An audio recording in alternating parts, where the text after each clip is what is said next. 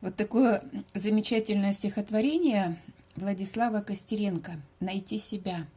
Оно такое емкое, оно очень длинное, но я прочту такие кусочки его, поскольку как бы все, кто захочет, да, тот может ближе познакомиться и с этим стихотворением и прочитать его полностью, да. Найти себя. Найти себя возможно лишь немногим, кто дух свой сильным сделал сам. Помочь тебе способны, говорят, что только боги. Мешать тебе лишь будет твой страх. Тот страх, который за мгновенье лишил тебя всего и вся. Но ждет тебя твое спасение, ведь под ногами есть земля. Я искала себя везде, иногда теряясь в пути. Я искала себя в толпе, я себя не могла найти. Удивительно дружеский шарж в королевстве кривых зеркал. Может, это просто мираж? В отражениях терзаясь своих. Я найду, я смогу, отыщу. В зеркалах настоящее я. Будет так, как того захочу. Раз ищу, так найду я себя. Я искала себя не в себе, рисовала черты в других. Я пыталась доказать судьбе, что не стою качеств таких, что не стоит того, что люблю. Не добьюсь я таких высот.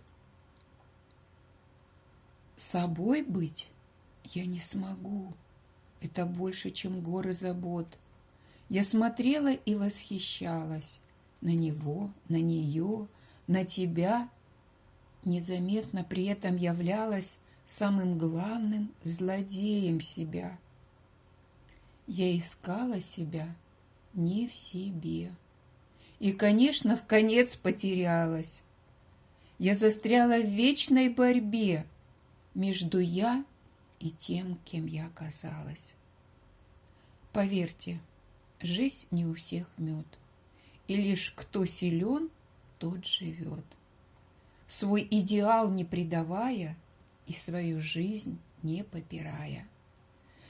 Я искала в тебе себя, находила и вновь теряла. Так старалась, что не смогла, а потом совсем перестала. Я пыталась себя найти в бытовухе, что окружает, ведь с мечтою не по пути. Нет, обыденность раздражает. А потом махнула рукой. Не найти так и не надо, прорвемся. Мне сейчас просто нужен покой, а с мечтами потом разберемся. Искать своих, чужих не трогать, быть добрее. И знать, что каждый шаг имеет цель и смысл.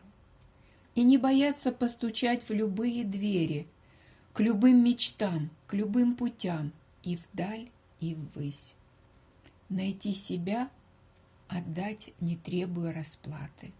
Благодарить за каждый жизненный урок, за каждый опыт, нами прожитый когда-то, и всех, кто в сердце разжигает огонек. Не замерзать, себя поддерживать сильнее. Другим опору, если можем, подставлять. И воскресать. Нам, фениксам, виднее, когда и как нам жить, и с кем опять взлетать. Ну скажите, разве не замечательное стихотворение для того, чтобы поднять свой дух, понять себя?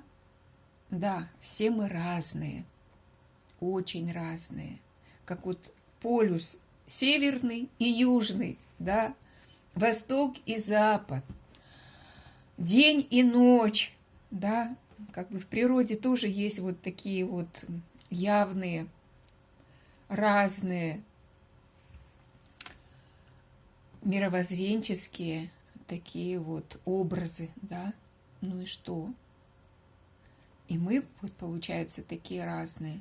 Но главное вот не сравнивать себя с другими, какой он, а какой я, а кто тот какой, а какой я, да?